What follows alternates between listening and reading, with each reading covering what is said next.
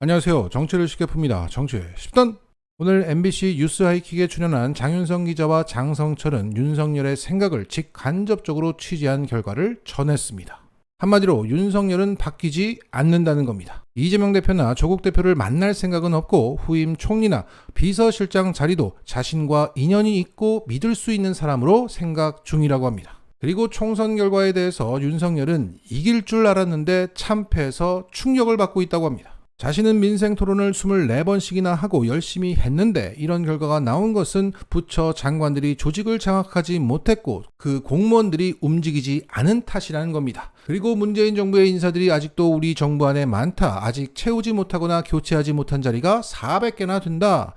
따라서 공직기강 점검의 필요성을 느끼고 있답니다. 자, 이런 취재 내용을 뒷받침해주는 채널A의 보도가 나왔습니다. 대통령실의 민정 반부패 비서관 부활이 유력하다. 자, 겉으로는 참모진이 한번 걸은 정제된 여론이 아닌 날 것 그대로의 민심을 들을 수 있는 창구를 만들겠다는 의미라고 설명하고 있지만 실상은 공무원들을 장악할 수 있는 공포 분위기를 조성하겠다는 겁니다.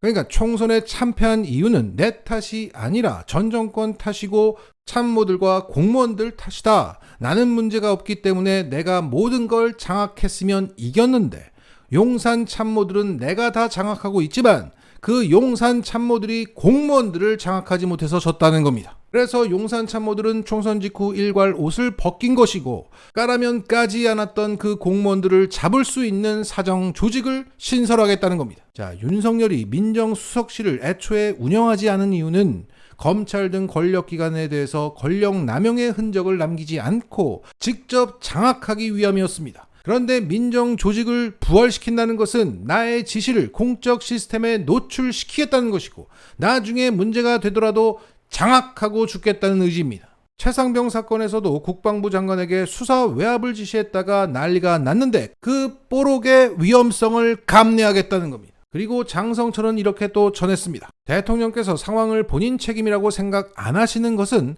여러 흔적이 좀 있어 보인다는 생각이 들고 어쨌든 한동훈 비대위원장 때문에 진 부분이 많다, 졌다 그렇게 생각하는 부분이 많은 것 같습니다. 자, 총선 기간 한동훈이 윤석열의 통제권 밖에서 놀았다는 것은 여러 지점에서 확인됐습니다. 윤석열의 사람인 주기환을 한동훈은 비례후보 후순위에 배치했고 윤석열은 보란듯이 그를 비례후보에서 사퇴시키고 민생특보에 바로 임명했습니다. 그리고 부산 수영구에서는 윤석열의 장해찬과 한동훈의 후보가 끝까지 경쟁했습니다. 이처럼 총선 기간 윤석열은 한동훈을 장악하지 못했고 지금 한동훈 때문에 졌다고 말하는 것은 너무나 자연스러워 보입니다. 이런 가운데 오늘 조국 대표는 그 윤석열의 장악력에 문제가 생기고 있다고 전했습니다. 자, 최근 조국 대표는 다스베이더에 출연해서 이렇게 말했죠. 공기관에서 연락이 오고 있다. 그랬기 때문일까 현재 검찰 내부의 암투 상황을 전하고 있습니다. 차기 서울중앙지검장 자리를 놓고 대통령실과 검찰 내부에서 긴장이 발생하고 있다. 윤라인 고위급 검사 사이에서 긴장과 암투가 전개되고 있다. 윤석열 대통령에 대한 충성도와 김건희 씨 관련 혐의 처리 입장이 인선의 핵심 기준이라고 한다. 윤 대통령은 곧 대드덕이 될 운명인 자신과 배우자를 위해서 뻔뻔한 방패 역할을 하고 정적에 대해서는 더 무자비한 칼을 휘두를 수 있는 사람을 찾고 있다. 국정 운영 능력이 0에 가까운 윤 대통령의 관심은 이제 온통 자신과 배우자의 신변 안전뿐이다. 자, 현재 서울중앙지검장은 송경호입니다. 그는 윤석열 라인이 맞지만 올해 초에 김건희 도이치모터스 주가 조작 사건 처리 등을 놓고 송경호는 김건희에 대한 직접 수사 필요성을 제기해서 대통령실과 크게 충돌한 바 있습니다. 그래서 바꾸려고 하는데 그 후임 인선 과정에서 잡음이 크게 난다는 거죠. 자, 일단 지금 윤석열에게는 믿을 만한 검사장급이 없다는 얘기입니다. 믿을 사람이 있으면 그냥 꽂고 말지 왜 인선 과정을 거치면서 잡음을 냅니까? 윤석열은 자신이 믿었던 송경호한테도 뒤통수를 맞아서 이젠 누굴 앉혀야 할지 모르겠다. 너희들이 한번 뽑아봐 라고 했는데 그 후보들이 저요 하는 와중에 쟤는 이래서 안 되고 쟤는 저래서 안 된다며 지들끼리 암투를 벌이고 있다. 그래서 그 경쟁 과정에서 나오는 정보들로 용산 참모들은 도대체 누굴 앉히자고 올릴지 혼란스럽다는 겁니다. 자, 믿었던 송경호한테도 뒤통수나 맞고 검찰도 제대로 장악하지 못하는 주제에 공무원들을 장악 못했다고 참모들을 날린 윤석열입니다. 자, 이러한 진풍경 속에서 우리가 알 수 있는 것은 윤석열 정권은 정말 장악하다가 끝날 정권이라는 겁니다. 유시민 작가의 말대로 서열 정리 자체가 목표인 정권이에요. 도대체 어디까지 장악해야 만족할지 모르겠습니다. 자, 이러한 상상 초월의 인식을 가지고 있기 때문에 도어 스태핑을 재개하겠다는 소리가 나오고 있는 겁니다. TV조선은 총선을 전후로 해서 정치권에서 제기된 소통 부족 문제를 개선하기 위해서 도어 스태핑을 재개하는 방안을 검토 중이라고 전하고 있지만 실상은 뭡니까? 내가 직접 나서서 국민들의 생각을 장악하겠어.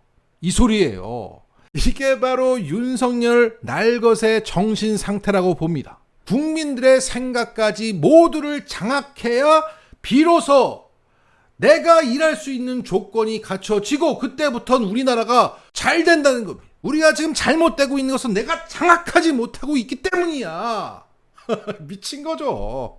자, 이런 가운데 찐윤이면서 지난 강서구청장 선거를 말아먹고 여의도 연구원장직에서 물러난 박수영 국힘 의원은 이번 총선 결과를 이렇게 분석했습니다. 참패는 했지만 4년 전보다 의석은 5석이 늘었고 득표율 격차는 5.4%로 줄었다.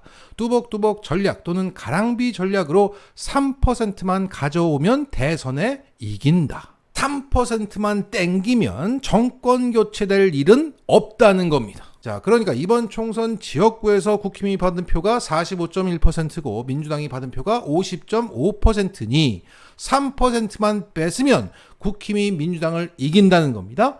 자, 그런데 비례 투표는 어땠습니까? 민주 플러스 조국이 51%고 국힘 플러스 개혁신당이 40%를 득표했습니다. 지역구에서는 5% 정도 차이 났는데 비례에서는 11%로 벌어진 겁니다.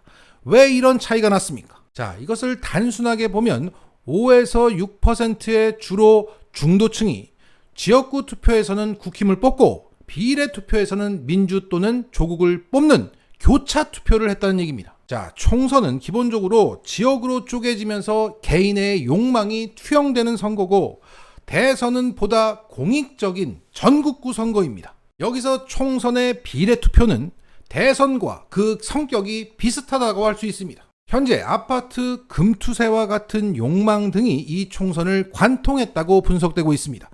그러니까 5에서 6% 주로 중도층이 지역구 투표에서는 국힘 후보를 찍으면서 내 욕망에 투표했고 비례 투표에서 민주 또는 조국을 찍으면서 심판을 했다는 겁니다. 그래 놓고는 그 출구조사에서 나 심판했다고 말하면서 지역구 투표 결과가 크게 차이가 났고 그 72억짜리 출구조사는 큰 오차가 발생한 겁니다. 이 해석이 맞다면 박수영 의원의 분석은 아전인수인 겁니다.